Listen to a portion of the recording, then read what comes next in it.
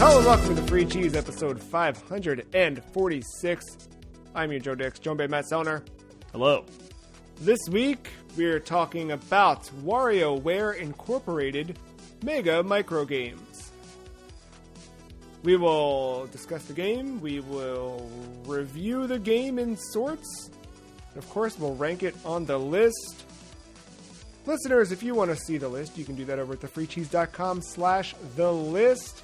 Before we dive in, Matt, what is a micro game you would create that would represent the essence of the free cheese?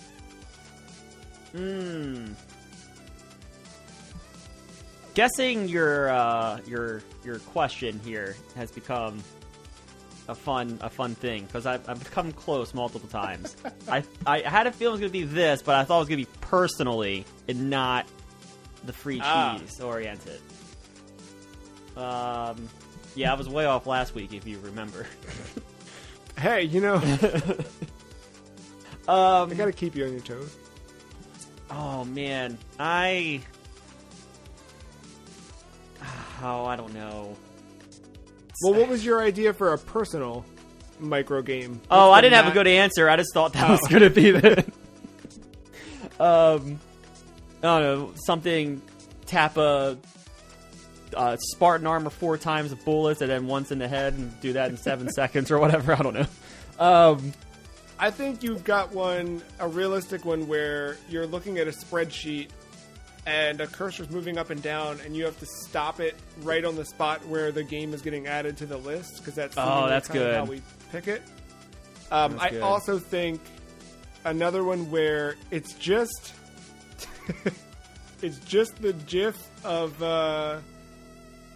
Robin swinging in Batman Forever, and you need to time your A button presses to make him swing on the beat. That's good. Yeah. That's good. Oh yeah, I forgot the video series. We could always do a hammer throw of some kind. Yeah, that'd be the hammer throw. Time the hammer throw. You gotta wait for the guy to walk right into the perfect spot and then hammer him right in the back of the head. Listeners, if you're unfamiliar with our old video content, we used to do a lot of video content. You can check all that stuff out over at thefreecheese.com/shows.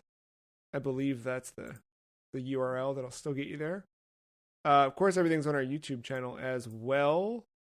But yeah, we have a whole section on the website called shows. We did all sorts of stuff. We had a fighting game series. We had a wrestling series. We had a Sonic the Hedgehog series, as every good website should. Sure. And what Matt was referring to was Hitman with a Hammer, where we played through Hitman and Hitman 2.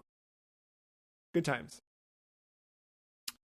This week's game for the list, WarioWare Incorporated Mega Micro Games, developed by Nintendo, R&D 1, published by Nintendo, released for Game Boy Advance on May 26th, 2003.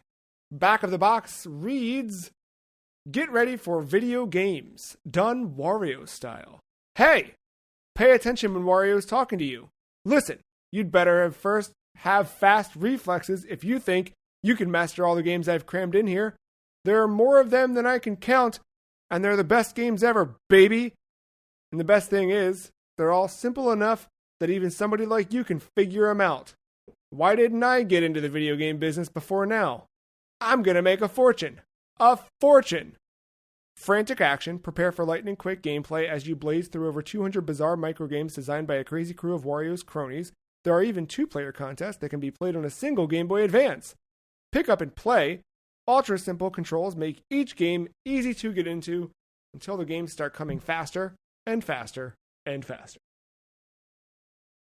It's rated E for everyone, in case you were curious. We don't normally cover that, but it's right there, back of the box. Very colorful back of the box. Very clean, nice looking back of the box. Well, the front's also nice and colorful too. True. I'm just only looking at the back right now. It's a colorful, bright, fun video game. Matt, what is this video game? What is WarioWare Incorporated? Oh, it is just, in case you don't know, in case you are unfamiliar with the term of video game, this takes it and breaks it down into something called micro games. You select a category based on the character and then you embark to play a lot of microgames in a row.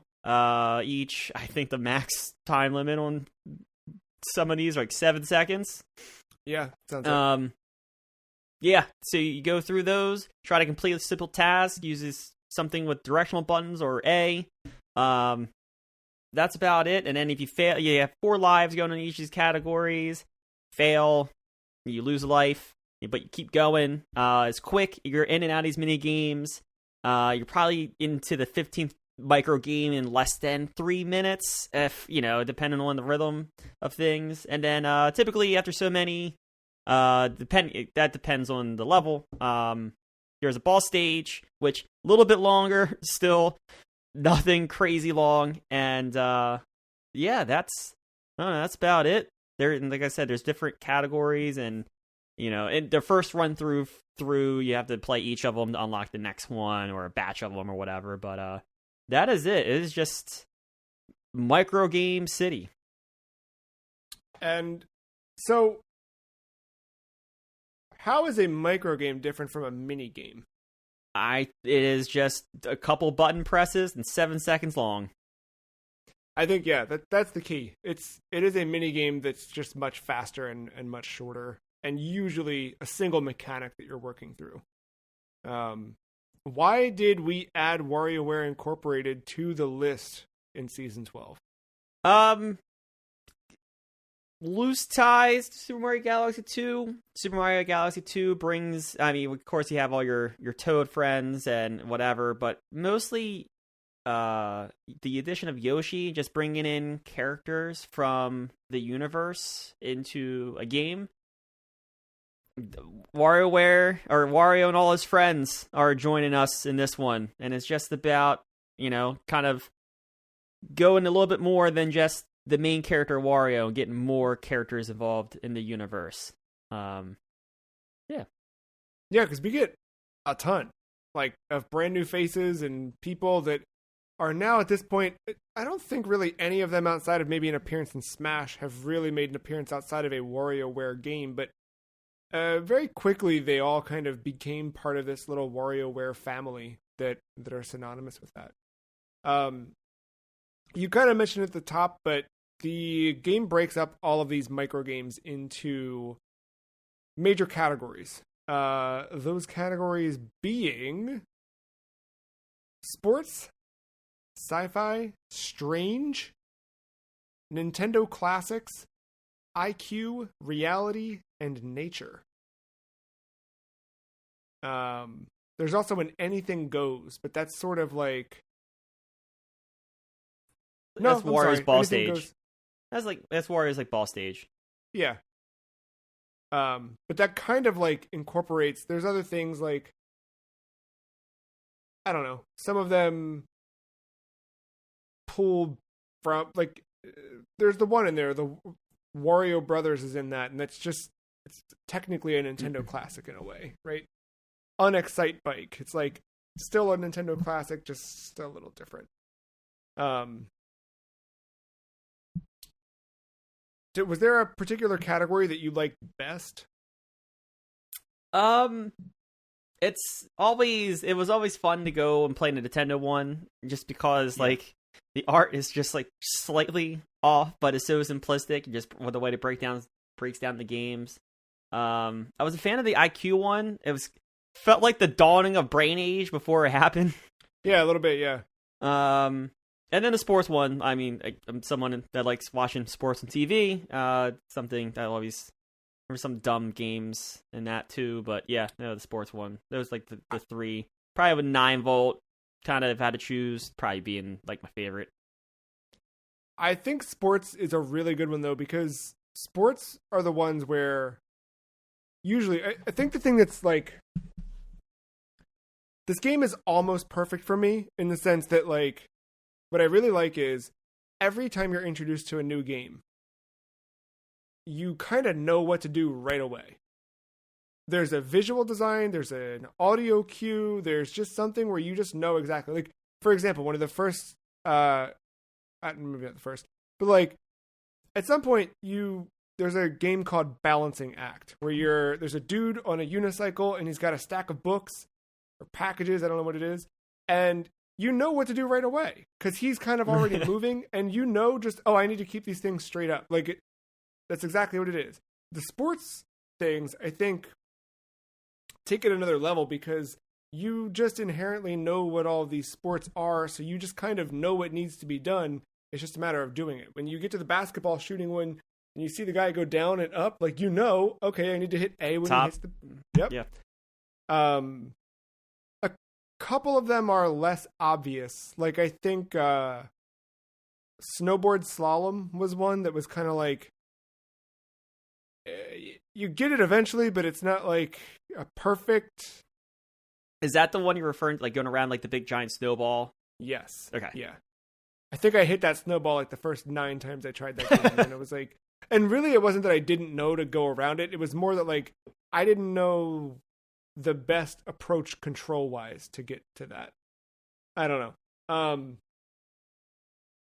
But, like, there's another one where a record's spinning, and it just pops up and it says, like, stop me. And you need to just stop the record right on... Like, you know what to do. It's right there. It's communicated effectively. It's very easy to kind of pick up and go. And I think the sports category, again, that is the one that's like extra obvious. I liked that one a lot too. I think it's hard to not, as a Nintendo fan, say that the 9-volt Nintendo Classic section is exciting, because again, it's just like, how are they going to mix this up, or what's the challenge I have to do? What's the micro game here in this element? You know, what's the surprise? I do like, the one thing I really liked throughout this whole game, throughout the campaign, because the campaign, you're kind of going through Wario and his friends or his company or whatever they are. And each of them, you're like, there's a small story that plays out a little bit that like introduces the character and their world. And they all have this like very specific theming to them to tie in again to the sports, sci-fi, strange, Nintendo class, like all that stuff is tied in, but like all of the theming and the way that their story is told, but also the way that, like Matt kind of mentioned it, you have 4 lives. So in between each micro game, you're taken in and out of this sort of like loading screen, hub screen, whatever you want to call it. Just kind of displays like how many lives you have left and what number of because each of these categories, or as you progress through story, there's a certain number of rounds that you need to get through in order to like get to the boss fight and then graduate from that round or whatever. So, you know, this kind of like loading screen or whatever, it shows you the number of lives and the round number that you're currently on. And that is always just like so well done. Like the section with the aliens, who's the main dude in that one? I forget the... Oh, Dr... Or no, maybe... Shoot, I just have... Oh, that's... The sci-fi stuff is Dribble and Spitz. Right? Yes. And... I don't know, the way... That one's all like... That one's the cab, right? Yeah. And like, the way that it's just like the little... figures hanging on the rearview mirror visor in the car, the way that the car speeds up, the way that everything's like, you know, I loved that whole theme, and the game and like just the level does that over and over. The level counts in the fair as well, so naturally going up. Yeah, it's super good. The aliens, the other one I'm thinking of that I can't remember the name of, the main character for that one. Arbulon. That sounds right. Yeah. Yes, thank you. That whole section is great. The little alien bunnies that just are creepy as heck looking, and as you screw something up, they jump down. Yeah, in the little hole. Yeah, like, are they invading? Are they? What's their goal there? But again, like, for like a dumb bunny with a blue face and like no emotion, it's like such a like, I don't know, well thought out character. And I'm sure it was just a dumb drawing that somebody did in an afternoon, but like, it just fits. It like tells so much in this simple design. There's like so much of that. Just looking at like one character, like the alien bunny, is like it says everything about the game because it's so simple, but it does everything. I think the microgames do that. I think the way this game's packaged and presented does that. It's a really, really special experience. What do you think? How do you think WarioWare fits into the legacy of the Game Boy Advance? There's so much stuff on the Game Boy Advance, but this was one of my favorite games on Game Boy Advance. And I know they got a sequel on Advance with the Twisted, which had the accelerometer or the gyrometer, which I forget which one's which in the actual cartridge, right? Yeah. Was that Twisted? Yeah. Yeah. But like I don't know. I think for me, the Game Boy Advance. I know like Pokemon games come out, and yeah, I guess we'll get into that next week. But I always preview next week. Yeah.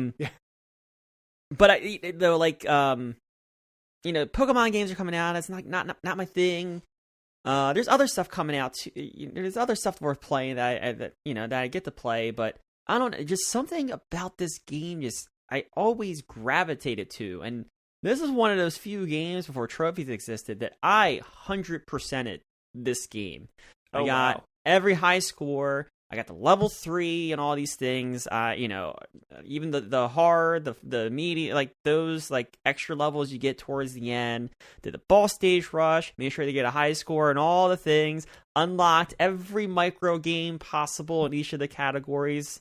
Man, I did everything because I love this game so much. Personally, I think this is like one of the Game Boy Advance's best games. But I could also understand like on someone else's list, this is like game number 20 for them. This game just so wholly unique from so much other stuff, especially at this time, like upon release. Yeah, and I feel like someone who wouldn't put this in their top 5 on GBA didn't play it. Maybe I'm wrong. There's other really... The GBA has a profound library. So it's dumb how good it is. Yeah, there's too much. But this is just too good. It's a perfect package. It's intuitive. It's easy to get into. You can play it, and it's the perfect Game Boy game in the sense of like you can play it for 5 minutes. You can easily play it for 2 hours. Like that's like I think I don't know if I got this release day, release week, or like a couple weeks after it came out. But I remember like last day of school, I brought my Game Boy with me, and like that last day is a half day, and you're doing bullshit in classes. So I was like. Between like the dumb activities for 5 minutes when everyone was goofing off, I would like pull out my Game Boy and start playing like a micro game for, or a genre for 5 or 10 minutes. And then equally, I remember just like a couple days later, going from Baltimore to Ocean City, Maryland, which is about a 3-hour drive. And that was the shortest ever drive I've ever been a part of in a car because I blinked. I pretty much I beat the game in the car, like the main campaign.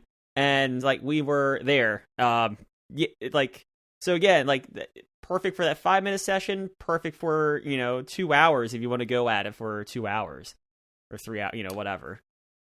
Yeah, and I think the one thing I was surprised at with this is like to your point, it works perfectly. It is a perfect like handheld experience. I love the idea of like being able to play it in between class or in between things. Like this is something that I think later like. Phone games still haven't quite figured out how to do this type of experience well. In that sense. And actually, surprisingly, it's weird that Nintendo hasn't. It's been a bit since Nintendo's put out a phone app. And it's surprising they've not explored Wario on the. I don't want them to. I'm good. I've seen. No, I'm with you. I'm seeing too much bad. But they did put this version of the game out on the Switch's online service. And while it is great on handheld, I'm surprised at how great this translates to a TV. Which, obviously, this game got sequels that were TV-based, but this iteration in particular, like, still works really well with a controller and that experience. It's... I don't know. And it's one that stood the test of time. Because playing this one for the podcast at least, like, it was one where, like, games like this, I think when we come into it, where it's not necessarily, like, story heavy or something you need to, like, I don't know. Like, obviously you want to see it through to the end, but, like, there's not a... This Not is a one huge I knew... investment. Yeah, but it's also one that I knew, like, I wanted to start it early once I knew that we had it, so I could just kind of keep coming back to it. You know what I mean? And, like, even after I beat it, go back and play some other games, just because I know it's a fun thing and have that experience.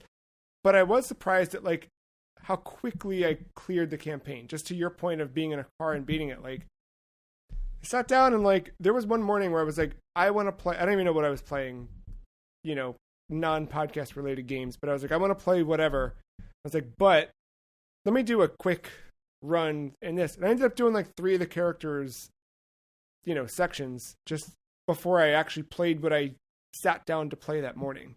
Because it's too good. It pulls you in.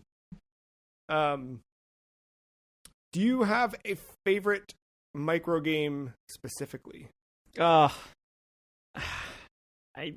a loaded question.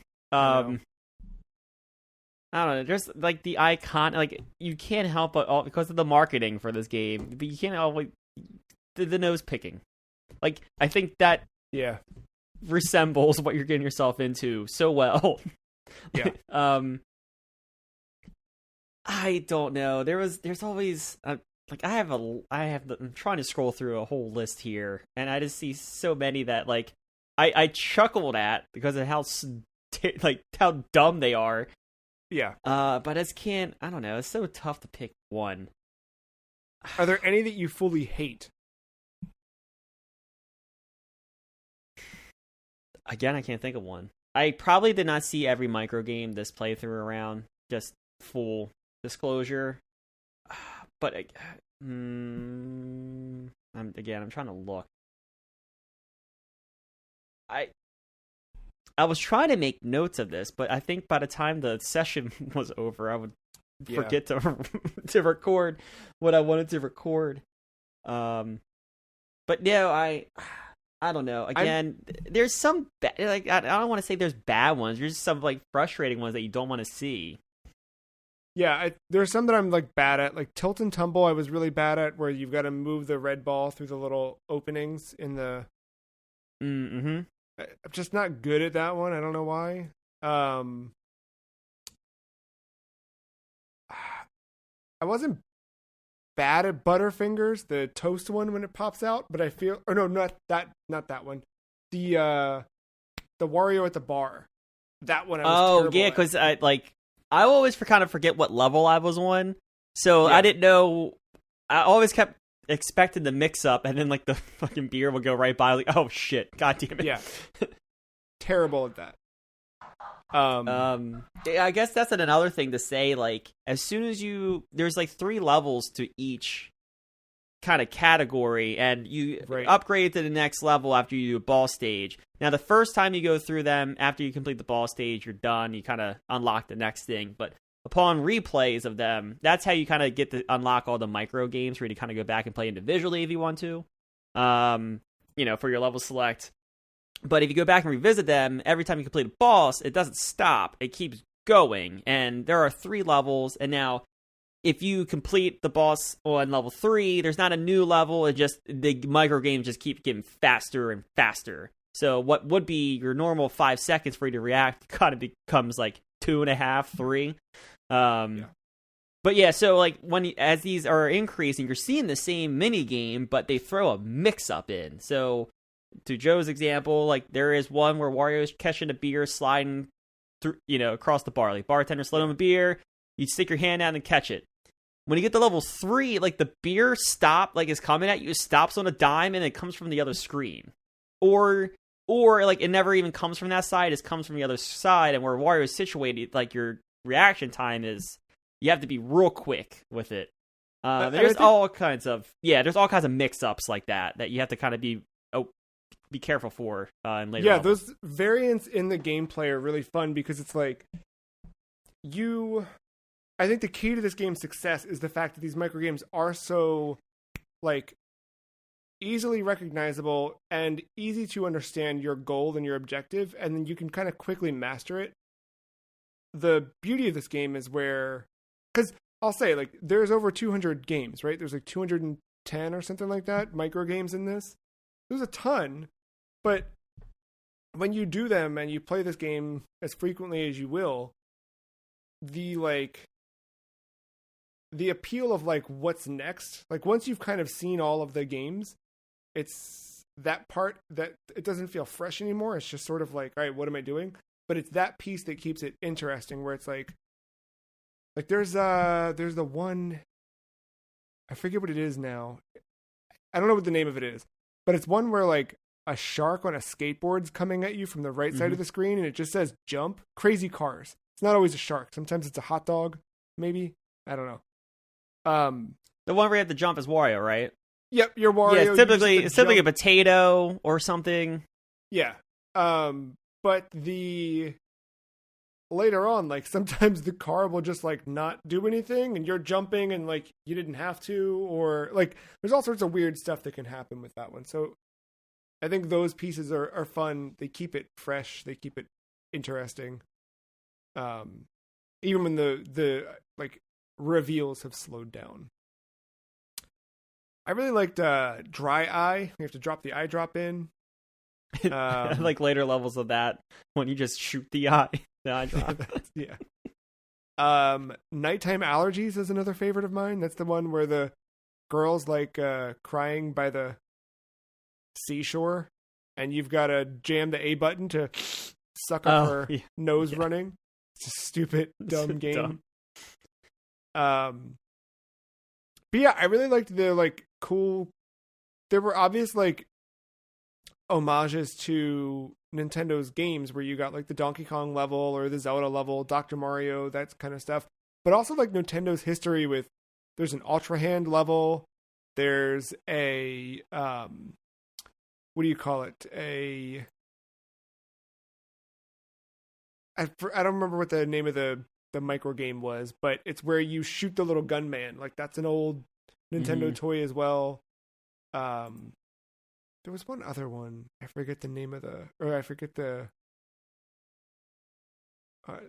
Rob. That's the other one where you like you've got the little things you gotta stop Rob right on the right thing. Like it's cool little like touches back to Nintendo's history, and it does it in a way that's like fun as well.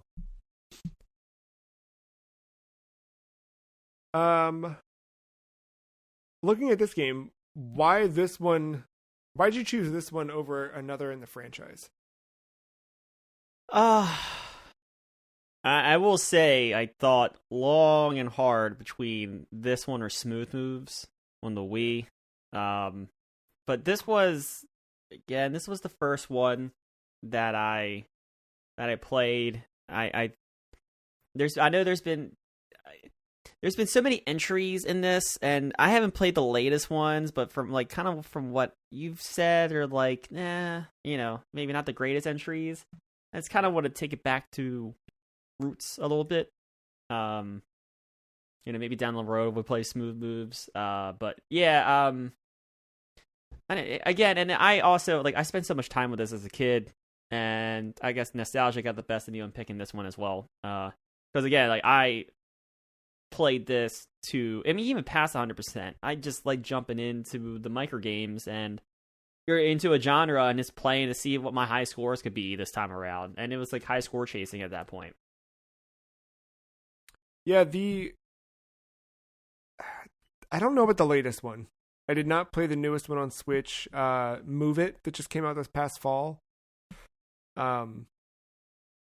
Maybe I should. But Get It Together was the one I played last, and I did not like it at all. I beat the whole thing in 2 hours, I think. Obviously, there's so much more you can do, but that one I just like... I don't know, they just went too far away from what I wanted out of a WarioWare. They did this weird thing with like character powers and stuff. It just didn't work. I feel like Move It tried to return to form, but I don't even know if that did. But to your point, I think Smooth Moves would have been another great choice. I think the difference between Smooth Moves and this original Mega Microgames. The Smooth Moves to me feels more a party game. I know it can be played single player, but like I feel like it's more like Smooth Moves. You want to do the mode where you've got a Wii remote, and after you do your game, you hand it to the person behind you in line. Like we did that at Friday night pizza parties in high school, just week over week, and it was so much fun. It's so stupid. There's just so much dumb stuff to it. So, no, I'm happy you picked this one. Are there any other micro game collections you've played that maybe not Wario specific, but anything you can think of that has scratched a similar Wario itch?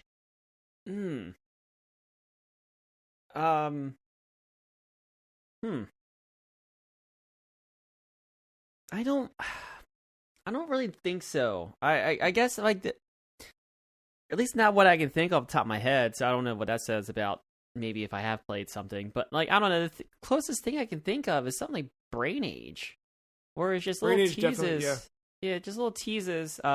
Again, more like critical thinking at times, but I mean that's kind of you're leaning towards it. Little brain teasers. This is just so dumb. Like one again, like you said, you're mashing A to pull up snot. Yep. You're maybe killing more brain cells than anything. More than likely, yeah. I think if you like the rhythmic nature of any of the games here, I think Rhythm Heaven is a nice direction to head next. Oh, okay, yeah, okay. Because it's all rhythm, but I think, and similar team I think worked on that one that worked on this. But Rhythm Heaven, that whole series is like still the same kind of sense of humor too, like a lot of the weird, quirky stuff, but all with like everything's rhythm. A lot of cool music in that one. I think keeping it in Nintendo, I think NES Remix did a really good job at some of these micro game adjacent things, like especially the like changing up some of the like giving you little challenges within NES games. Like if you really like 9-volt section, NES Remix is worth checking out. I know last week we talked about the Vita and some of the specifically Vita exclusive titles that are worth seeing. And I would say Frobisher Says, which if you have a Vita, you can download Frobisher Says for $0. It's a free download, but it is straight up you remember the game Ho-Hokum? Yes. On PS4? The people that made Frobisher Says, and they deliberately wanted to make their own version of WarioWare. So it's the same kind of thing. It's very much like there's 3 boys standing in the rain. Go join them. So you have to move your character. Like it's the same, like, but all in this very, very like clean cut art style. Very nice. And then last, on PSP, there's a game called Work Time Fun, or WTF for short. But that also has a lot of this kind of micro game thing to it. There's one that I don't know why I played it for as long as I did, but it's one where you need to like move pens along a conveyor belt and put caps on them. But it's just like a little thing, like it's not like a full micro game, it's like a longer form thing you do, but like you just the whole idea with that is like you're slowly quote working and earning a wage, and then you use that in little gacha machines, and the gacha machines give you new jobs to do. It's Work Time Fun is very, very good. But I think WarioWare was one of the first ones to do something like this in a big collection this kind of way. And funnily enough, it was something that the developers made secretly. Did you know this? No.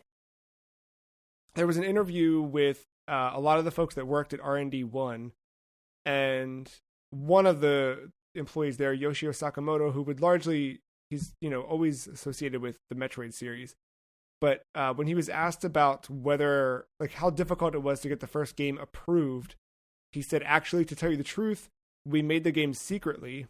We were talking about the idea of the game with some other people on the team, and then we decided to just make it without telling our manager at the time. He didn't seem surprised. He just said, okay, and we started to work on the game again. The thought that we had this great idea for a game and that it would be completed no matter what.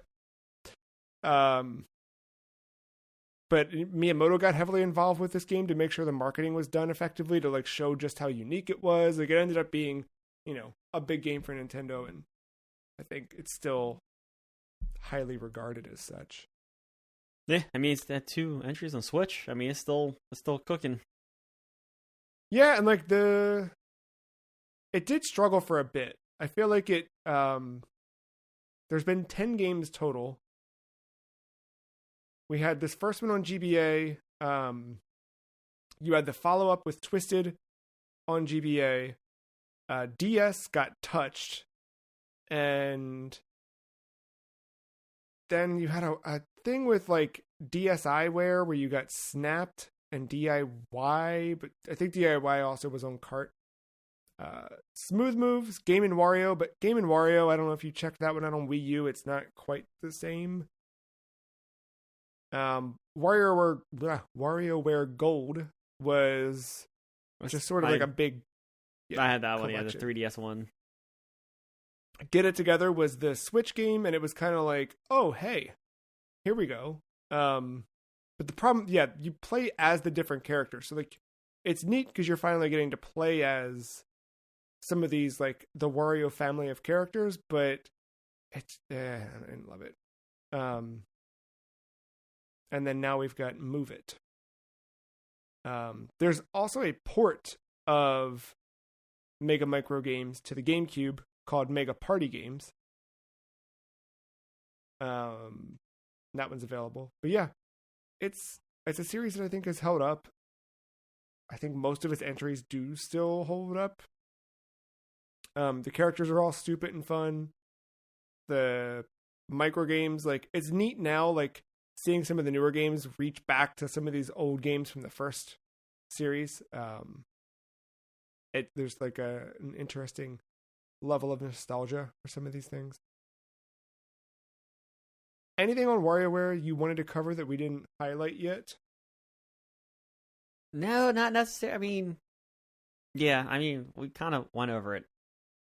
But yeah, nothing to add. I know, I didn't expect us to move through so quickly, but we did. It's microgames, you gotta move quick. You moved through it quickly, for sure. Well, then Matt will do what we always do, and we're gonna rank WarioWare Incorporated Mega Microgames. Listeners, if you want to follow along with the list, you can do that at thefreecheese.com/thelist. I feel pretty good about this one. I got a gut. Tell me if I'm wrong. Hold on, don't say it yet. Let me get a gut. Like I gotta measure my gut. Wario Now you made me second guessed it. But I'm gonna go for Sorry. it. No, I want to hear your gut. All right, go. Under Pikmin 3, the new number 14. Huh. All right, I was a little bit higher. Oh, okay. All right. Bring me up. What are you thinking? Oh, like 3. Oh, we're that high. Okay. You piqued my interest here. I mean, I'm high on the game. My score will probably... I haven't done the math on the total, but it will be up there. Oh! Alright.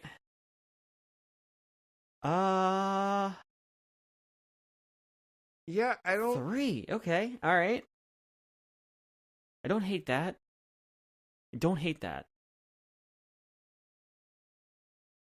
Because now we're going to do the thing where we talk about all the things we didn't talk about that I should have brought up 5 minutes ago. It's a complete package. This is definitely better than Street Fighter 6. I know.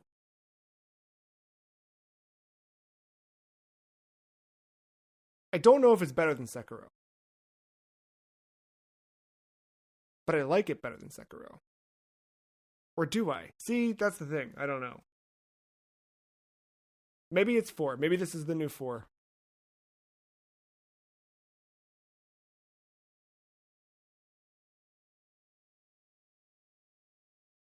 But at the same time, I know. I do feel like this game is so good beginning to end that I can. And even it's put this above enjoyable. Quake. It's enjoyable the whole way through. Yes. And you don't accidentally, it's not like if you fail on the 8th micro game of Wario's first level, you are then committed to extra hard mode, and you only notice by a pixel in the top right hand corner that's red. Right. Yeah. After screen sharing with somebody after playing for 5 months. Yeah. Yeah, as good as Sekiro is, I mean, it's the perseverance and that feeling that you get repeatedly. The grind to get to that feeling sometimes is appalling. Dude, let's do it. Number 3. Let's do it. Hold on. I'm sold. I'm good with that. I'm going to climb above 2 if you'll let me. But okay. Here's what I want to say about WarioWare. I'm happy that we're both good on 3. I'm very good with that. I'm already moving right past it. I know I didn't celebrate that long enough, so I'm giving it a little bit more time here. But I think, my big criticism with WarioWare is that there's not enough WarioWare. Like, the only time the game starts to get stale is when you start to see the same things over and over again. That's when the game gets, quote, bad. I'm like, but it's not. I never think the game gets bad. The game never outstays its welcome. I don't even think that's a valid criticism because the levels throw so many mix-ups in, and then once you get the mix-ups, I mean, yeah, if you know level 1, you know level 1, but like if you're playing through them repeatedly and you're either lose track of the level you're on, or you're not aware, or you get to level 3 where any of the mix-ups can happen, you're on your toes at all times at that micro game. You're not. I don't know. I think I disagree with the stale part of it because you're always, and again, you're on your toes, and it's a stale game, but you're seeing it for 4 fucking seconds, and you're moving on to the next one. Exactly. That's why it's like the argument's not even strong. It's too good. Does it beat Quake for you, or is Quake where you draw the line? I don't know, man. You got me thinking now. I will say I don't have a 9. I mean, I don't have a 9-9 on this game or the perfect score or anything. If that reflects on anything. No, I'm a 9-5 on this for sure. I don't know where I fall. Actually, I should really bump up that one in hindsight, but I think I'm in like low 9s, I think. Dude, I just in recent weeks, unrelated, I've had the kind of been meeting a lot of new people, and like kind of gun to my head, they've been asking me what favorite video game is, and I find myself saying Quake a lot, so I don't know. Fair enough. No, I'm good with it. Yeah, it's been a while since something's cracked the top 10, but I just kind of knew going into this, something special about this WarioWare. Yeah, I didn't even mean to. Again, this was not the intended weed killer that this turned out to be, I guess. It got real close, dude. It got real close. But no, this is, again, I've played this game to death. As a wee boy with Game Boy Advance, transitioning from middle school to high school.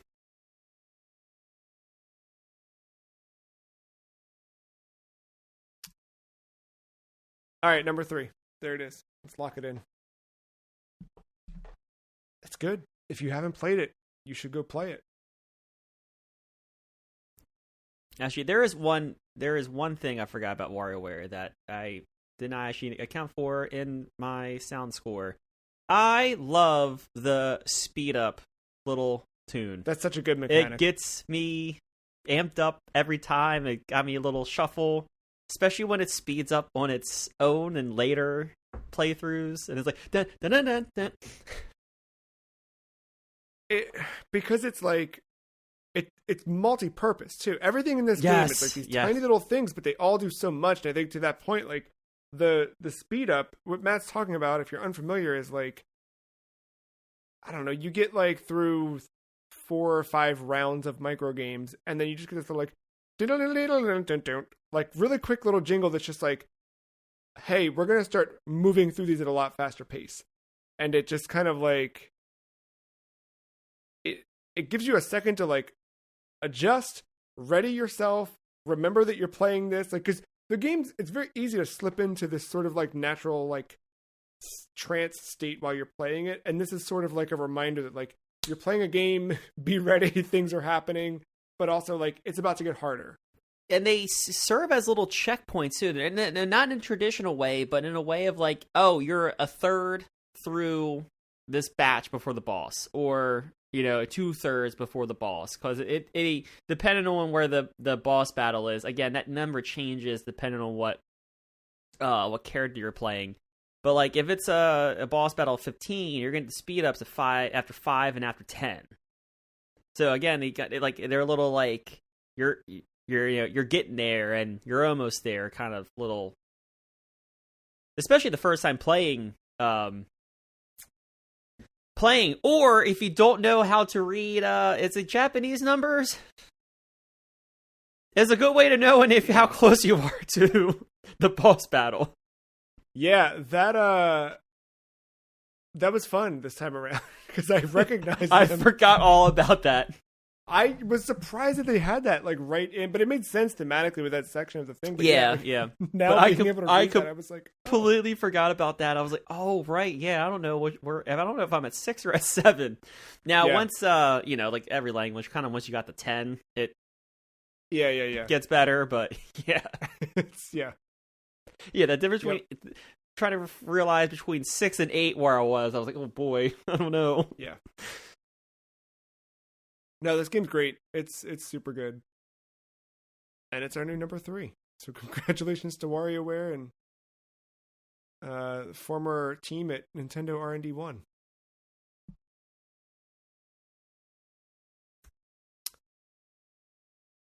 Yeah, I'm happy we got a Wario game on the list. Huh? Stark difference to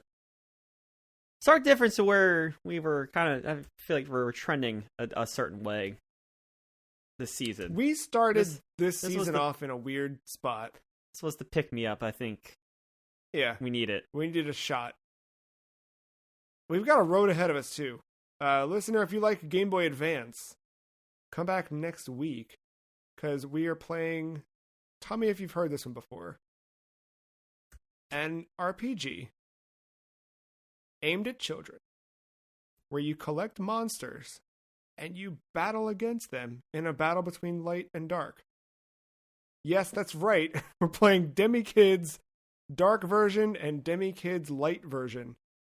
It's going to be a weird, fun episode. I'm really, really looking forward to that one. So come back, stay tuned, see how that one ties into, of course, our big Wii Sports killer of Pokemon Gold, Pokemon Silver.